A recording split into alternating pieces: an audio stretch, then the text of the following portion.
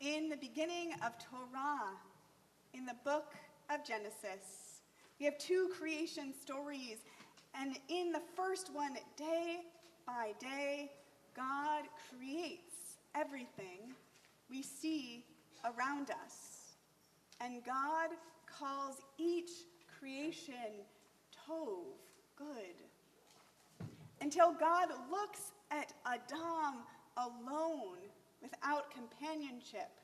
God then labels loneliness the first thing that is lo tov, not good. Vayomer Adonai Elohim lo tov heyot ha'adam livado. God said, it is not good for a human to be alone. Loneliness is the first human problem. Our tradition is one of community. We are supposed to have a minyan, at least 10 people, in order to say certain prayers. We are supposed to have 10 people when we say our morning prayers to be comforted by others during our mourning process. Our tradition says we are always to study in havruta, in partners, never to study alone, so we always have other opinions and perspectives. Loneliness is an evolutionary trait. Just like hunger drives us to eat, pain alerts us from danger, loneliness drives us to community, to others, out of our loneliness and into community. Now, our tradition differentiates between loneliness and being alone. Our tradition speaks of being alone at times as being helpful. It can be helpful to look inward and to collect our thoughts away from the hustle and bustle of others and our everyday lives. It's important to carve out time by ourselves with our thoughts, with music, with a podcast, with a good book. Time alone is especially important for the introverts among us who are recharged by their time alone. There is a Jewish practice called hitbadadut that was popularized by Rabbi Nachman of Breslov, the founder of the Hasidic movement. And hitbadadut is the Jewish practice of self-seclusion, meditation, personal prayer, often done out in nature. As the poet D.H. Lawrence wrote, I know no greater delight than the sheer delight of being alone. It makes me realize the delicious pleasure of the moon that she has in traveling by herself throughout time, or the splendid growth of an ash tree, alone on a hillside in the north, humming in the wind. There is a difference between being alone, carving out moments of solitude, and being lonely. Now, the important thing isn't to not feel loneliness, but to use loneliness as a tool to bring us to each other and to have things to help us and support us through our loneliness. Just how our tradition identified the devastating effects of loneliness, our tradition has guidance to how to support us through loneliness. Our tradition teaches that the cure for loneliness is not just to surround ourselves by people. We can feel lonely in a crowd. Our tradition teaches us to notice our loneliness, to turn to our tradition for guidance, to reach out for support, to develop relationships with the divine, to connect to something greater than ourself, and to find a purpose. Identifying and noticing our loneliness. Our tradition has so much ancient wisdom that later has been proven by science. We see this with loneliness as well. Sociologist Robert Putnam links increased loneliness and social isolation directly to the decline of social capital. He writes about this in his important book, Bowling Alone, that was written in 2000. In his work, Putnam describes social capital as the networks and norms and trust that facilitates collective action and binds the community together. And he argues that since 1960, Americans have become increasingly disconnected from one another. They join clubs and communities less. And this is with profound negative impact for the individual well-being and also the health of American democracy. This book was written in 2000, and we know that our social isolation has only increased post-pandemic, the rise of technology and the increase of social media use. In 2023, loneliness really became the center of public dialogue when the Surgeon General Vivek Murthy published a report called Our Epidemic of Loneliness and Isolation. In it, Vivek Murthy published that 50%, half of adults in the United States, are experiencing chronic or extended periods of loneliness. In these studies, they found that the average American is spending 20 hours less with friends each month than in 2003, and that among people ages 15 through 24, they are spending 70% less time with friends than the same age group in 2003. As a society, we are spending less and less time with others and less time in community. And the question becomes, are we online because we are lonely, or are we lonely because we are online? Now, we know that technology can bring us together. I am so grateful that Nova is able to FaceTime with her grandparents daily when they're not in town. And we know that it's not the same. It doesn't replace her getting to talk and hug and touch them. A Talmudic sage once drew this conclusion that either companionship or death. Thousands of years later, in the same report, Vivek wrote, "Our need for human connection is like food or water. It is essential for human survival." Research now shows that chronic loneliness has devastating effects on our mental and physical health. Chronic loneliness leads to increased risk of cardiac disease, dementia, stroke, and even premature death. Now, some of us feel loneliness at the loss of a loved one, or some of us feel lonely as the world has changed around us. Some of us feel lonely as a Jewish person in a country and a world where anti-Semitism is on the rise. Some of us feel lonely as a person who loves Israel. Some of us feel lonely as a Jewish person who feels the deep despair and devastation in Gaza and the death of innocent Palestinians. Some of us feel lonely as a person who loves Israel and disagrees with so many of the actions and stances of the government. Some of us feel lonely as a person in a world in deep divides and deeper extremes. Some of us feel lonely as someone struggling with a mental or physical health challenge or illness. Some of us feel lonely as a loved one or someone we know and are caring about struggles with a mental or physical health challenge or illness. Some of us feel lonely for more than one of these reasons, and some of us might feel lonely for an entirely different reason. Again, our goal is not to not feel loneliness, but to be attuned to our loneliness and to be supported through it when we do feel lonely.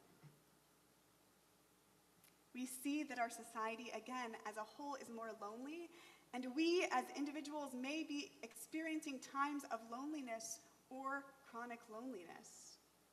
When we are feeling lonely, the last thing we want to do is to reach out to others.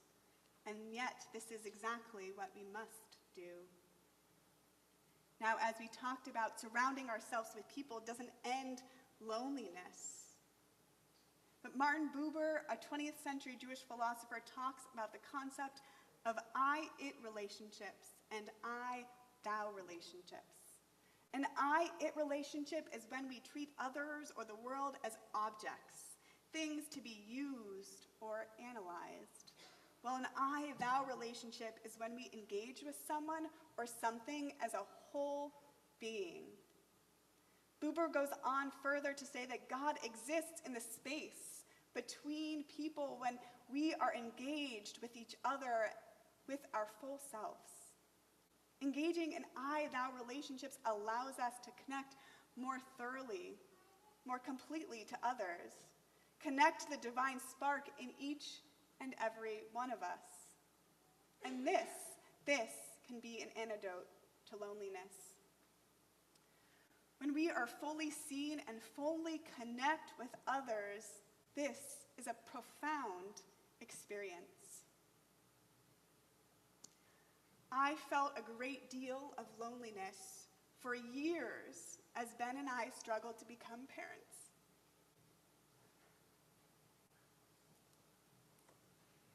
And we welcome the next generation while I take a breath. I watched many of my friends and family members become parents. And for a long time, we did not share with that many people. We had close friends and family that knew, but I did not want to constantly have to share failed attempts, disappointment, sadness, anger with everyone. And at one point in the journey, I decided it was time to share with more people about the experiences that so many of us have felt. And when I shared, so many people provided comfort to me. And when I shared, so many people then shared their experiences with me. I realized that I could mourn together. I could share the weight of disappointment together and sadness together. I realized by sharing part of my journey, I was something bigger than myself. I had a purpose. And as you can see, it still affects me to share that journey. When I first interviewed to become your spiritual leader, Ben and I were at the very beginning of our adoption process. We had shared just with friends and family. We had not shared this widely. And I had not shared it with any of the other communities that I interviewed with. But for some reason, I was compelled to share during my interview that we were in this process. And I was met with such compassion. And I later learned so many of our community members were families created by adoption. And as Noah became a part of our family, more and more people came to share with me their adoption experiences. One member whose family was created through adoption shared he didn't realize this many families had been brought together by adoption, and she wished she had known this when her children were young. She would have felt a little less alone. Sometimes sharing the truest self, what you are going through, can be exhausting, and it can be scary. But when we do not share, that is when the loneliness sets in. Rabbi Mark Katz, who wrote a seminal book on Judaism and loneliness, wrote, "Loneliness is found in the space between the person you know yourself to be and the people in your lives who can see you that way. Now, there is a beautiful, beautiful ritual from our tradition that was introduced to me in Rabbi Sharon Brous' book, The Amen Effect. This tradition comes from the Mishnah, or ancient text commentary, and it describes a ritual done on the Temple Mount in Jerusalem. All who enter the Temple Mount entered by the right, circling to the right, and exited by the left, except for one to whom something had happened, who entered and circled to the left. That person was asked, "What happened to you? Why do you circle to the left?" And the person would respond with whatever happened, "Because I am a mourner." And they were blessed. "May the one who dwells in this house comfort you." This goes on with different experiences. What a beautiful and subtle way of reaching out to others for support.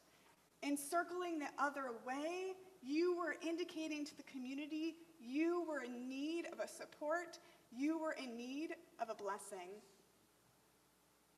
How can we reach out when we are in need of support? And how can we notice when people are in need of support? Noticing when people we see regularly are not here, or noticing when someone rises for the mourner's Kaddish and reaching out to them, checking in on our community members. Hasidism teaches us that the cure to loneliness is not simply to be loved, but to be needed, to know your life is a part of something greater. Our tradition teaches we are the people Am Yisrael, and we are part of a covenant, a sacred commitment that ties us to the people who have come before us and the people who will come after us. We are part of a covenant that invites us to do the mitzvot to help make our community and our world a more whole place. This is our sacred task as a people. It is our purpose. Our tradition also says that in response to receiving the Torah and the commandments, the Israelites say, "Na'aseh v'nishma," we will do and we will hear. This is often interpreted as we will do and then we'll understand. Often we must do things and maybe do them over and over again to understand and reap the benefit. And so it is with community. We can't talk about community or peripherally be involved in community to feel community. And to be a part of community, we must show up again and again, and then we will feel the benefits. We will feel the support. We will be able to support others. We have to reach out again and again. As people, we are experiencing more loneliness, and as individuals, you may be experiencing loneliness, have experienced loneliness, or will experience loneliness. In the creation story mentioned at the beginning, God identifies loneliness as lo tov, not good. And God says, "Say lo ezer kenegdo," I will make a fitting ezer kenegdo, a counterpart or a partner for Adam. We humans need each other. May we, when experiencing loneliness in 5786, look towards our tradition for guidance, reach out and turn to community, and dedicate ourselves to a purpose bigger than ourselves. May we notice others and reach out to them in their time of need. I leave you with the words of Rabbi Katz, used at the end of his book, "We have the power to find our way from darkness to light, from desperation to hope, from loneliness to love. We may not know the way out, but we know where we have failed." As we wander, carried by the voices of those who struggled before us, let us do it together. It is my honor to invite up our students to come together to share words from our tradition, words of hope, words of potential, the way we may create a world of loving kindness and support through our acts of loving kindness.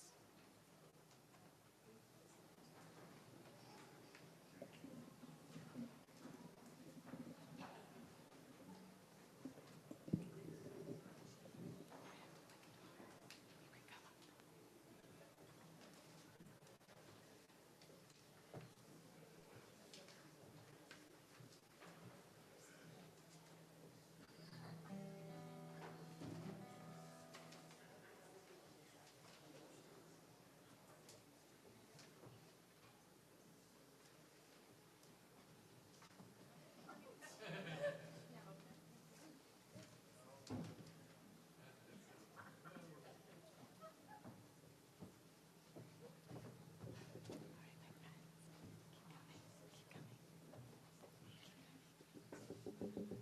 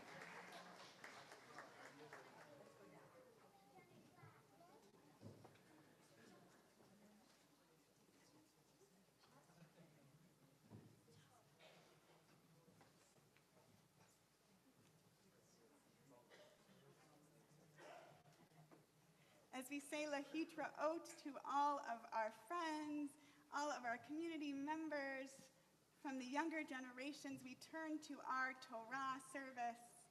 I invite up Ben Van Roy, my husband, to hold the Torah. I invite up Amanda Leventown and Catherine Scott to open the Bima.